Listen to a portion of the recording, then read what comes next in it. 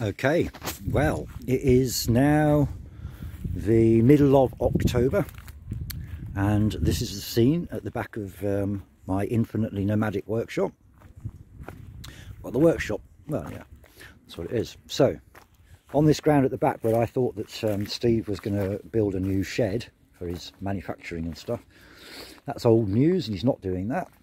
But he has bought the block, and he's... well, somebody has pulled up the hedges, etc, etc, and they're going to lay some stone or something, and we can park on it. So, you know, one step forward, one step back, it's all equal. So, it's a beautiful day, and right, so yeah, the big news is that Steve called round the other day and offered me the job of installing the new UPVC windows and doors all the way down this block. So it's 4 units, plus rubbing down and painting the up and over doors, roller doors, whatever they're called, you know. And also on the unit across the way, there a few doors and rubbing downs there as well. So I'm right up for it. And you know, well, he won't see this anyway because he's not my mate. Well, not on Facebook anyway. And it's not going to be that hard, is it? Because it's not a domestic job. There's no plaster on the inside. There's nothing really going on the outsides. So this is my secret plan. And if anybody knows anything about fitting UPVC windows, get in touch. I have bought a 9-inch angle grinder, and I'm going to angle grind entirely around the door frame through the mortar. Then hopefully that will leave me with a little bit of chipping away in the corners, and then, you know, put something to catch it down here, some heavy tarp down here, and basically pry it out in one. I might take the doors off first, I might not. I might just pull them out in one lot, stick them on a trolley, bring them around the back here where all crap goes, and pile them up. But the thing is, then in my own time, I guess if I'm doing the job, there's a hell of a lot of glass here. It's all single glazing, but on the other hand, a lot of it will be sort of similar sized panels. So yeah, save it. Might be able to do something like build a massive greenhouse on the back. Hey, right. So that's big news actually to me. It's made me go from feeling like the only hippie on the block to somebody who gives the impression of knowing what they're doing.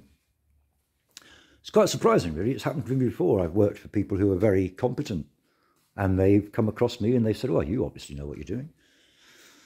Still, you know, I'm creative. Well, I never thought of myself as a performer, but I am able to improvise and be in the moment in that way. Not normally for a year at a time, like this job. But anyway, look, this is the workshop. Isn't it absolutely fantastic? Right, so I've kind of taken it back up again because she's not here. But Amy's due, so I've got all the decks clear, sewing machine clear, spare sewing machine under the shelf, all the floors clear.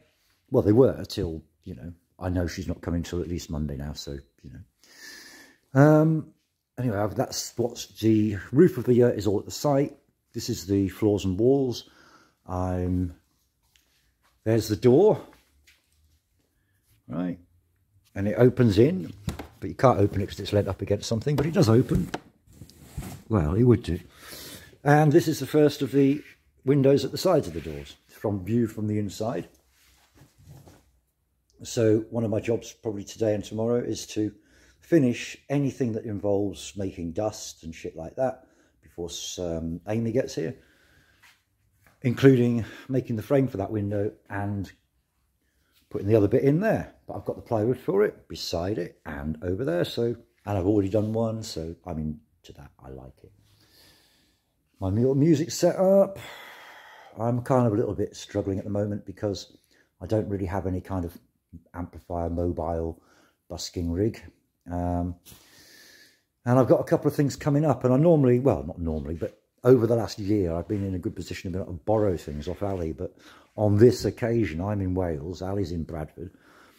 I've already borrowed something off him for twice as long as I said I would. And the car's not in any great state to drive to Bradford. And to be honest, I went last time for various reasons, but if I turn up again in Bradford, some people will think I'm probably taking the piss and really shouldn't be out on the road on my car. Anyway, forget all that. Right, so lots of things are going good. This is a drum. This is a djembe drum. This comes from Australia. So, it's probably never been to Africa. I expect it's been made in Indonesia. But in Australia, lots of people have been really into that kind of sunshine culture for a lot longer than us here in Britain. So actually, I think it's a pretty damn good drum. And I was given it by a local business person called, oh, I've forgotten his name, Pete. And he has the shop called West Street Antiques in Raider. And I've had some great deals off them.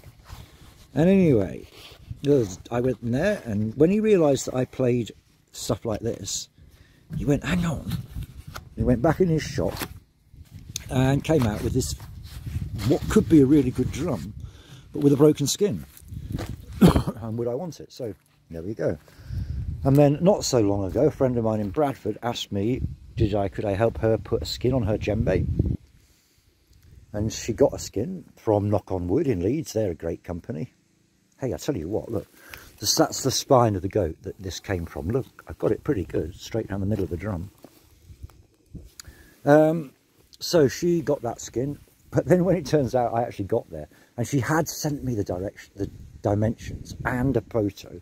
I hadn't looked at it properly because, you know, Captain Oblivious. And when I got there, it was a full-size djembe skin, and the drum was only about like 6 inches across, if that.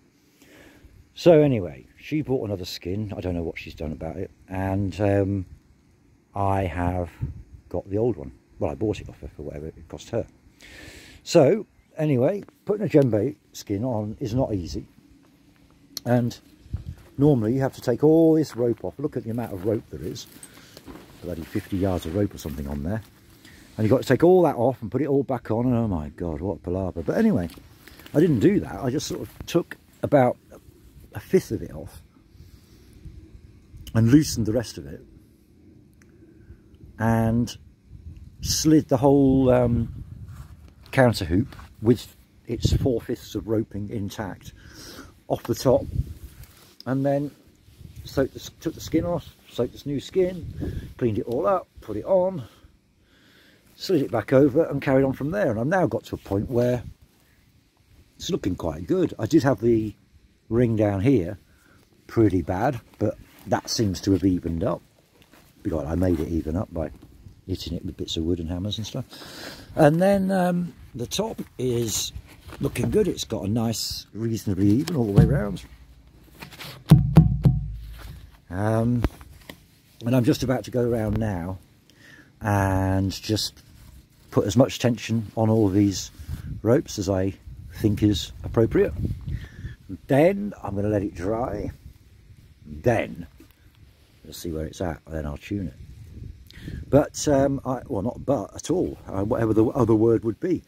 I am quite pleased because it was full moon about 24 hours ago, and I did start it before full moon.